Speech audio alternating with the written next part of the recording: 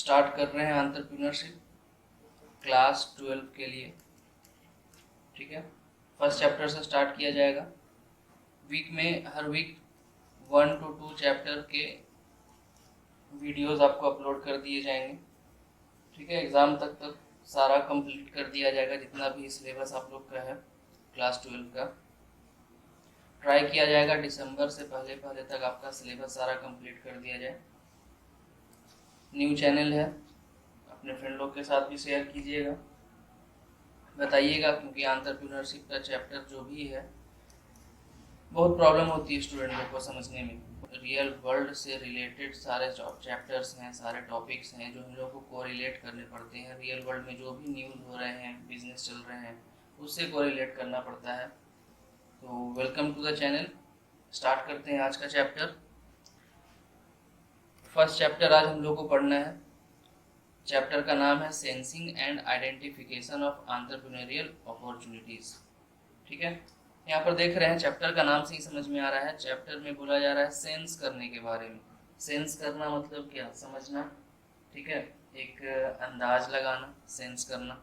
ठीक, आइडेंटिफाई करना मतलब लोगों को पता ही, आइडेंटिफाई करना मीन्स पहचानना। ठीक, क्या पहचानने की बात हो रही है यहाँ पर? यहाँ पर पहचानने की बात हो रही है एंटरप्रेन्योरियल अपॉर्चुनिटीज़ को।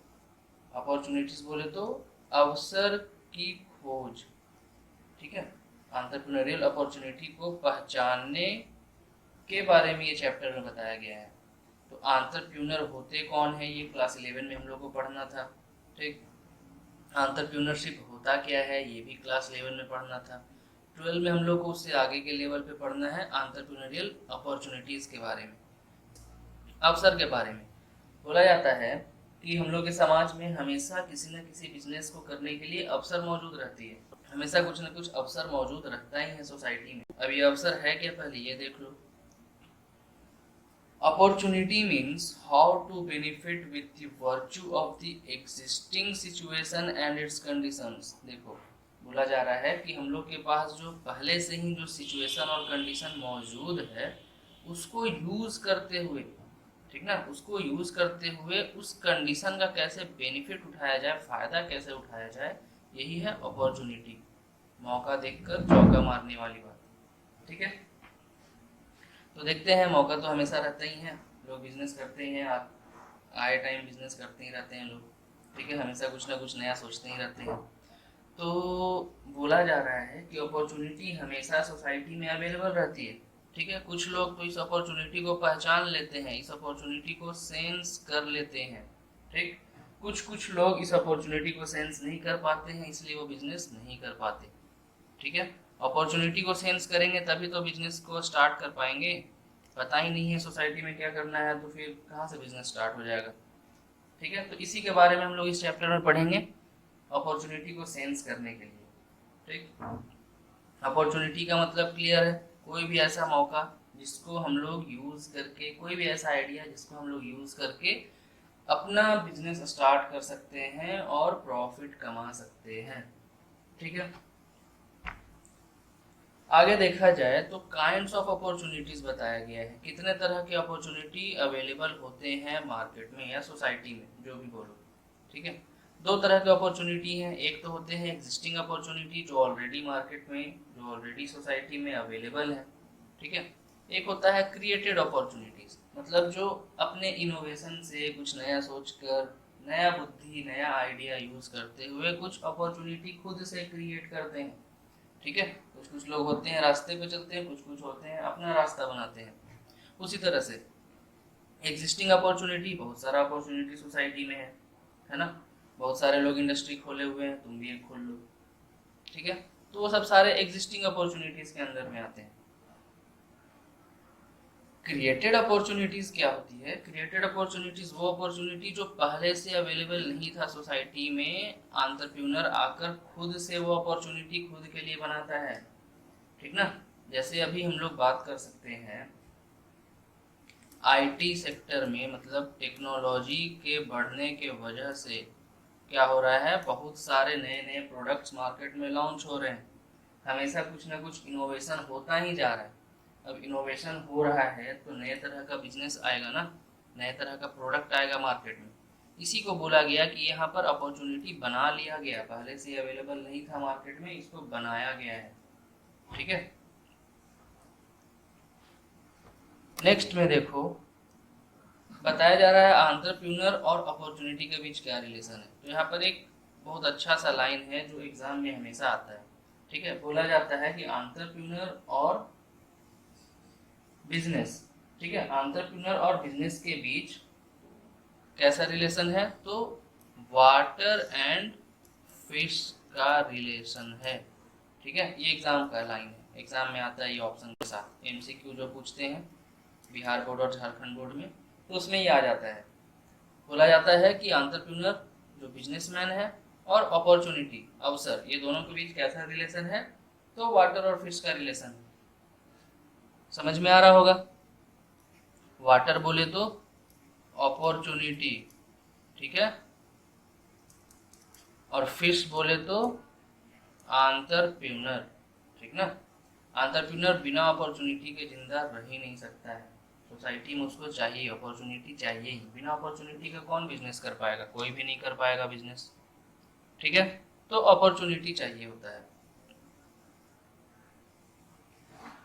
कैसा अपॉर्चुनिटी, कैसा रिलेशन होता है ये दोनों के बीच आपस में, तो सबसे पहला देखेंगे mode of identification of opportunity. बोला जाता है कि ये जो एंटरप्रेन्योर है, ये जो बिजनेसमैन है, जिसको बिजनेस करने का बहुत मन है, इसको अपॉर्चुनिटी मिलेगा कहाँ से। ठीक, तो अपॉर्चुनिटी इसको मिलेगा सोसाइटी से ही ना। ठीक है, और बिना अपॉर्चुनिटी के कोई भी एंटरप्रेन्योर काम कर सकता है क्या, जब उसको मौका ही नहीं मिलेगा, कोई नया प्रोडक्ट, कोई नया नेसेसिटी लोगों के बीच पैदा ही नहीं हो, तो फिर कोई भी बिजनेस कर ही नहीं पाएगा, नया प्रोडक्ट कोई लॉन्च ला ही नहीं पाएगा मार्केट में। ये पहली बात। दूसरा, पर्सनालिटी ऑफ द इनोवेटर। हम लोग जब कोई भी एंटरप्रेन्योर जब पता कर लेता है कि क्या सोसाइटी को ज़रूरत है, ठीक है, जब उसको अवसर पता चल जाता है, अपॉर्चुनिटी का पता चल जाता है कि क्या करना है, उसके बाद उसे इनोवेशन करना होता है। ठीक है, क्या होता है कि वो फिर एक इनोवेटर का रोल प्ले करता है। जब उसे पता है कि अपॉर्चुनिटी क्या है, क्या हम लोग को करना है, तो इसके बाद वो क्या करेगा, सारे रिसोर्सेज को जुगाड़ करेगा और उसके बाद उस काम में लग जाएगा। मतलब यहाँ पर ये अपॉर्चुनिटी को सेंस करना एकदम स्टार्टिंग फेज है। ठीक है, यहाँ से काम स्टार्ट होता है एंटरप्रेन्योर का। यहाँ से आगे चल के क्या होगा, एंटरप्रेन्योर इनोवेटर का काम करेगा, इनोवेट करेगा, प्रोडक्ट को लॉन्च करेगा, प्रोडक्ट को सबसे पहले तो बनाएगा। ठीक है, प्रोडक्ट को क्या करेगा, डिजाइन करेगा। ठीक, बिना डिजाइन के काम स्टार्ट नहीं होता है, पहले उसको प्रोडक्ट को डिजाइन करना होगा, प्रोडक्ट के बारे में बहुत कुछ सोचना होगा उसे, प्रोडक्ट या सर्विस कुछ भी हो सकता है। ठीक है, तो इस पर ध्यान देना है, प्रोडक्ट या सर्विस कुछ भी हो सकता है यहाँ पर। उसको पहले डिज़ाइन करेगा वो प्रोडक्ट को या फिर सर्विस को, डिज़ाइन करके फिर आगे बढ़ता है। ठीक है, तो अपॉर्चुनिटी क्यों जरूरी है, मौका क्यों जरूरी है, अवसर क्यों जरूरी है, समझ में आ गया है। ठीक ना, मतलब ये दोनों के बीच का रिलेशन, अपॉर्चुनिटी और एंटरप्रेन्योर के बीच का रिलेशन। नेक्स्ट आते हैं, कुछ कुछ ऐसे फैक्टर्स हैं, ठीक है, कुछ कुछ ऐसे पॉइंट्स हैं जिस पर डिपेंड करता है कि कौन एंटरप्रेन्योर इस अपॉर्चुनिटी को सेंस कर पाएगा। ये सब फैक्टर्स आपके पास अवेलेबल हैं, तभी आप अपॉर्चुनिटीज को सेंस कर सकते हैं। जैसे फर्स्ट पॉइंट है ability to perceive. Ability to perceive का मतलब होता है कि सोचने समझने का शक्ति। ठीक है, कुछ नया आप सोच नहीं पा रहे हैं, आपके अंदर सोचने समझने का क्षमता नहीं है, आप कुछ परसीव नहीं कर पा रहे हैं, आपके अंदर कुछ आइडिया नहीं आ रहा है। ठीक है, अगर आपके अंदर आइडिया ही नहीं आ रहा है तो आप कुछ नया इनोवेट नहीं कर पाएंगे, और इनोवेट नहीं कर पाएंगे तो फिर एंटरप्रेन्योर कहाँ से बन पाएंगे, आपको तो अवसर ही नहीं मिलेगा ना। अवसर ही आपको नहीं समझ में आ रहा है यार, किस चीज़ का बिजनेस करें, हम पता ही नहीं चल रहा है किस चीज़ का बिजनेस करें, तो फिर रह गए वहीं पर, एंटरप्रेन्योर नहीं बन पाएंगे। ठीक, सेकेंड बात है इंसाइट इनटू द चेंजेस। जो एंटरप्रेन्योर्स होते हैं वो हमेशा चेंजेस के ऊपर ध्यान करते हैं, हमेशा ध्यान रखते हैं सोसाइटी में क्या न्यू हो रहा है। ठीक है, या फिर क्या चीज़ ओल्ड हो चुका, पुराना हो चुका, अब इस तरफ ध्यान ही नहीं देना है। ठीक, तो देखते रहते हैं टाइम टू टाइम क्या न्यू है, क्या ओल्ड है, क्या न्यू आने वाला है, किस चीज़ पे इन्वेस्ट किया जाए, क्या ओल्ड है किसको छोड़ दिया जाए। ठीक, थर्ड पॉइंट है नॉलेज अबाउट कंपिटिटर्स। कंपटीटर के बारे में भी नॉलेज रखना इम्पॉर्टेंट होता है, ठीक ना। जो एंटरप्रेन्योर लोग अपने कंपटीटर के ऊपर नज़र रखते हैं वो कंपटीटर से आगे काम कर पाते हैं, फास्ट मूवर होते हैं और साथ ही साथ फर्स्ट मूवर भी होते हैं। जो अपॉर्चुनिटी मिलने पे सबसे पहले काम करता है वो होता है फर्स्ट मूवर। तो जब हम लोग कंपटीटर के बारे में नॉलेज रखेंगे कि मेरा कंपटीटर क्या कर रहा है, तो हम लोग चल के उससे आगे बढ़ सकते हैं, ठीक है। फोर्थ में है अपॉर्चुनिटी हम लोग सेंस कैसे कर सकते हैं, या फिर कौन सा ऐसा फैक्टर है जिसके वजह से हम लोग अपॉर्चुनिटी सेंस कर पाएंगे, है harnessing of information and it's analysis. बोल रहे हम लोग को बहुत सारे इंफॉर्मेशन को जुगाड़ करना पड़ता है। बहुत सारे इंफॉर्मेशन बोले तो इधर उधर का इंफॉर्मेशन नहीं, इंफॉर्मेशन बोले तो बिजनेस से रिलेटेड इंफॉर्मेशन, ठीक है, सोसाइटी से रिलेटेड इंफॉर्मेशन, जिससे हम लोग कुछ नया प्रोडक्ट बना सकें, कुछ नया आइडिया दिमाग में आ सके कि हम लोग कौन सा प्रोडक्ट बना के मार्केट में बेच सकते हैं, ठीक है, या फिर कौन सा सर्विस लोगों को चाहिए जो लोगों को नहीं प्रोवाइड हो पा रहा है वो हम प्रोवाइड करके इन लोग से प्रॉफिट कमा सकें, ठीक है। और ये सब चीज़ होने के साथ एक और इम्पॉर्टेंट चीज़ है जो होना ही चाहिए, वो है क्रिएटिव क्वालिटी। अगर एंटरप्रेन्योर का अंदर क्वालिटी, क्रिएटिविटी वाला क्वालिटी अवेलेबल ना हो तो एंटरप्रेन्योर कुछ नया नहीं सोच पाएगा ना। हमेशा कुछ नया सोचना ही पड़ता है बिजनेस में। बिजनेस में जितने भी प्रॉब्लम हैं, बिजनेस में बहुत सारे प्रॉब्लम आएंगे, डेली बेसिस पे आपको प्रॉब्लम कुछ ना कुछ फेस करने पड़ेंगे और हर प्रॉब्लम अपने में ही यूनिक होगा, ठीक ना। इस यूनिक प्रॉब्लम को सॉल्व करने के लिए आपके पास दिमाग भी यूनिक होना चाहिए। इसलिए बोला जा रहा है कि क्रिएटिव फंक्शन, क्रिएटिव क्वालिटी एक एंटरप्रेन्योर के अंदर होता है, तभी वो अपॉर्चुनिटी को सेंस कर पाता है, नहीं तो वो अपॉर्चुनिटी को सेंस नहीं कर पाएगा। Clear? Please like and subscribe the channel for future updates. Aim रखते हैं 200 सब्सक्राइबर का। Please share with your friends also. Thank you.